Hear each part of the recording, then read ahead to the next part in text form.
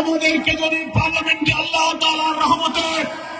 আল্লাহর রহমতে যদি পার্লামেন্টে আমরা কি আইন প্রণয়ন করে নতুন বাংলাদেশ গড়ার সুযোগ পাই, সেই বাংলাদেশ হবে শান্তি সমৃদ্ধির বাংলাদেশ। কি বলেন ঠিক কিনা?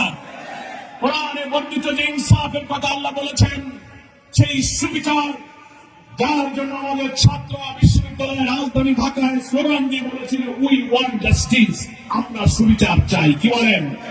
কিন্তু মানুষের কাছে কোনোদিন সুবিচার থাকে না, কারণ মানুষ পক্ষপাতিত্ব করতে পারে, লোভ লালসা করতে পারে, ভুল করতে পারে।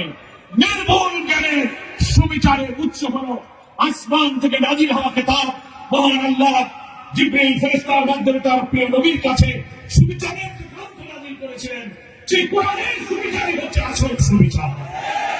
সূরা হাদীদের মধ্যে আল্লাহ বলেছেন, লাকাদ আরসালনা রাসূলানা বিল বায়িনাতি ওয়া আনজালনা মা'আহুমুল কিতাব ওয়াল মিজান লিয়াকুমা আন-নাসু বিল কিসত ওয়া আনজালনা আল-হাদীদ ফীহি বা'সুন শাদীদ ওয়া মানাফি'ু লিন-নাস।